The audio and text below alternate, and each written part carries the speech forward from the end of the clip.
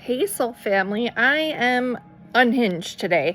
I can't even tell you. I'm struggling with some mental health challenges, depression, if you will, and health challenges, which doesn't help fuel the fire on that. And I'm wintering right now. I live in Wisconsin. Winters are brutal here. So I've got a lot slowing me down and enforcing rest and things like that, which I don't think is a bad thing. I think it's all meant to be. Forced rest is what some of us need. We don't learn the hard way and slow down. But anyways, I was still called to create this content today because lately, a lot has been coming up in my sphere of influence and my circle of friends with student athletes and toxic coaches.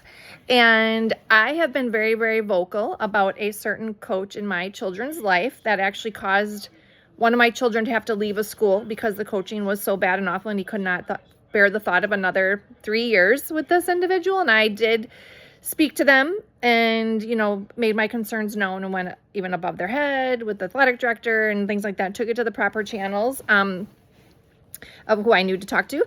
And I believe I was looked at as the crazy one, the meddling mom. My own children actually were like, "Mom, stop, don't get involved," because there was a certain environment created of control and fear that made my kids not want to speak up because it would make it bad for them if I did.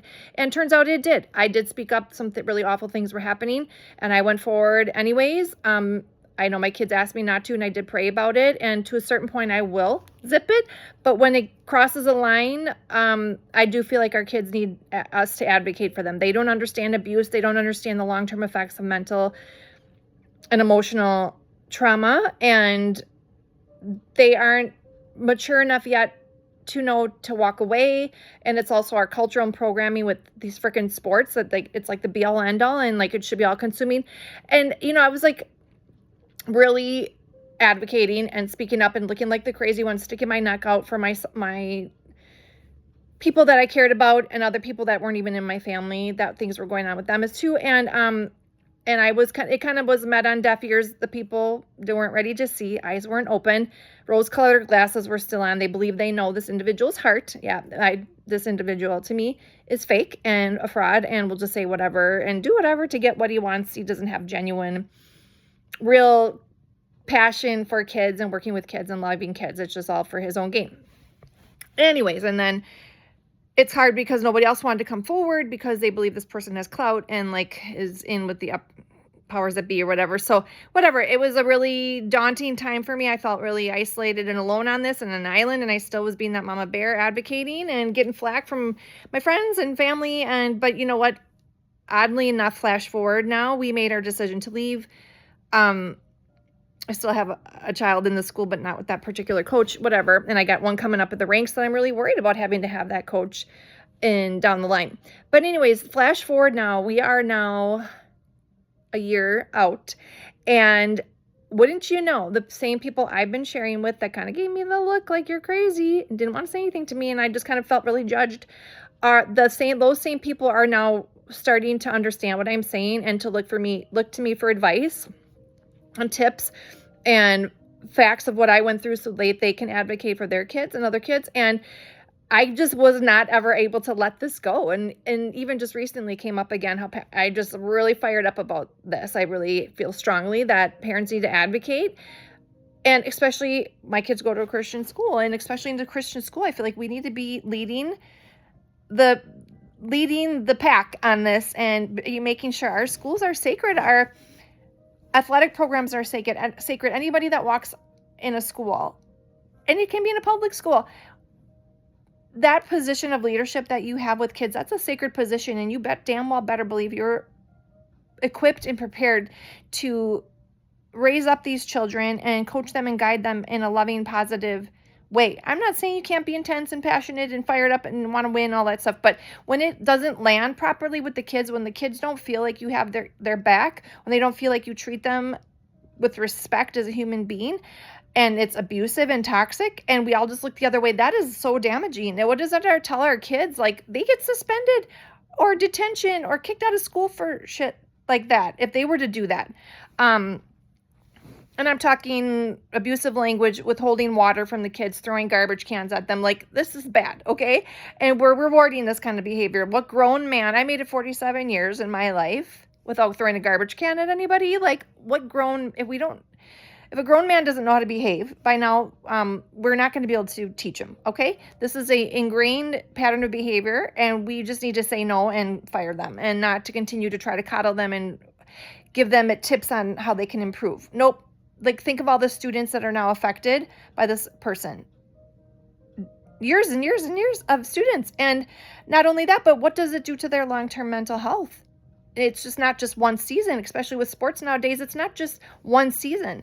Sports now is like, okay, it's one season plus also in the spring season, in the fall season, and there's summer league, and like, it's just nonstop, and it doesn't ever end. And I realize that I've actually been advocating against abuse since I've been really little, and I'm just seeing kind of things coming first full circle. I mean, even I had an abusive varsity soccer coach back in school, and my parents didn't allow me and my siblings to really get involved in extracurriculars or sports until we were old enough to drive ourselves to the event. So that meant I didn't start until I was 16. Now, mind you, most of my friends on the team were playing soccer since they were 4.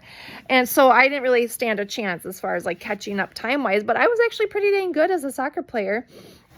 And, my kids kind of tend to try to make fun of me, like, oh, you wouldn't know, Mom, don't get involved, you wouldn't know, you're not an athlete. And I'm like, you know what, I was an athlete, and it's unfortunate that I was put in a position to have to choose my mental and emotional health and well-being over playing soccer, because I actually did really like soccer, and I was pretty darn good at it. I was in the best shape of my life, and I got to be with my besties, and it was a really good outlet for kids. It's a good outlet for kids to have a physical outlet, in school, keep them out of trouble. And so I was actually asked to be on varsity. I did pretty good my first year, just starting out, and they wanted me to be on varsity. And I said, I don't like the coach. He would scream and yell and swear at the girls, and I just felt he was really abusive. And I didn't know what the word abuse meant back then. I just knew I didn't like the way that felt. It felt icky, and I just wanted to play ball, and I wanted to have fun, and yeah, winning was cool and all that stuff, but I was in high school, and I just didn't want that kind of pressure where winning was the only thing that mattered at all costs, even the cost to our mental and emotional well-being. So I said, I want to be on JV. Would you let me be on JV? And they said no. And I loved my JV coach. He had the right blend of everything. I felt like I knew he cared about us as human beings, and he kept it fun, and yes, we wanted to win and get better. And I just thrive in that kind of environment. I'm not a very fear-based, controlled. I don't like fear-based, controlling, abusive environments. And some people do well at that, but that's because they're so freaking afraid. They're afraid. And I don't think anybody should be in that kind of environment where they're afraid to speak out. And we're asking our kids to advocate for themselves with these abusive a-holes. They're not going to, because they're afraid. They're going to get benched. That's going to make it bad for them. And that's what I was worried about too growing up. And I just look back and like, wow, I quit. I did not continue on in soccer. And it's a bummer that I was faced with that I had to face that decision to quit soccer, which I loved, and I was pretty good at. And it was, like I said, I was in good shape, best shape of my life in soccer. My legs were amazing. And I was with my friends, and it was high school, and you should do all the things. You only have 4 years before you have to start adulting. You should be able to do all the things freely and safely. And I quit, and I didn't realize until recently, when my kids were making fun of me about me not being an athlete, and this whole thing is kind of coming full circle now with this one coach, that wow, I've actually been advocating against abuse since I was a kid, and I didn't know, like I said, what abuse even was, but I knew how it made me feel and what I didn't want to have in my life, so flash forward, now I've got kids, and I'm advocating for them in sports and against abusive coaches. And especially at a Christian school, I feel like we should be the leaders and making sure our teachers and our coaches are God-fearing, in the sense that they're leading with the sacred purpose and pure intentions to love on these kids and guide them. And, plus the damaging thing is we ask our boys to look up to these guys. We ask our women to look up to these women, and they do take direction from them, and they take everything that they say so seriously. And we ask them to obey them, right? Just like we ask them to obey our teachers, and like, shame on us. I was constantly, like, in this situation with my kid, I was constantly having to do damage control when he would come home and tell me something that happened. I was like, no, what he said was not okay. What he said was not true. You do not need to follow that. Like, I shouldn't have to do that. We pay really good money. Whether you're paying private school tuition or taxpayer money, we're paying really good money for these people to be in places of leadership with our children. And there should be consequences for bad behavior. They shouldn't get rewarded with head coach positions when they are known abusers. Okay. And I don't expect everybody to have an understanding of like narcissistic abuse like I do. I coach people on how to get out and heal from abusive relationships I've been through myself, and the healing is no joke. Still struggling. You get just the mental health, emotional health challenges, and then the physical toll that kind of chronic stress takes on your body is no joke. And still learning every day how to up the self-care and compassion for myself and heal. But I'm good at that. And I realize that I'm more skilled in this than other people. Like, some people just don't want to take those rose-colored glasses off. They don't want to be wise, and they don't want to see the truth, and they don't want to believe that somebody can be doing that. And I just think it's 2026 now. Like, we should be way more advanced on narcissistic abuse and what it looks like, but I guess not. I guess I'm here to advocate and help lead and guide and expose, and I'm going to be the bad guy and the weird one and the crazy one. But the reason I'm posting this is because I'm encouraging you to do not stop speaking out against abuse, against injustice. You might look like the crazy one, the meddling one, the one who needs to get a life. I was told that to get a life. You need to get a life and stop worrying about this. I know I'm not going to stop worrying about this. I'm not going to let it go. This is not okay, not just for my own family, but for all of the other children, young men and women that are growing up believing that that's okay behavior, and nobody's standing up to say something. I'm going to be the one that stands up, even if I stand alone. And I've been doing this since I was a kid. And I can help you, coach you, and guide you on your path if you feel like you're in a narcissistic situation. If you're not sure what you're dealing with, I would really just strongly encourage you not to partner up closely with someone, either in friendship, business, relationship, that is on the spectrum of narcissistic abuse, because I really truly feel that it is a soul disorder more than anything else. It is a choice at a soul level someone has made to not tap into their empathy, their conscience, their God connection, and to denounce their spirit, and they have to take energy from other people to survive. That's just the brass logical facts of it. Whether good or bad or ugly or whatever it is, I'm not even judging if it's good or bad. It's just what it is. Some souls are just negative souls, and the only way to know for sure, you can go the long game and just wait and see, set boundaries, see how they react, watch them with other people, spend the long time getting to know them to see, or you can just cut the chase and cut the time and just within moments find out who they are, so you can save yourself more trauma and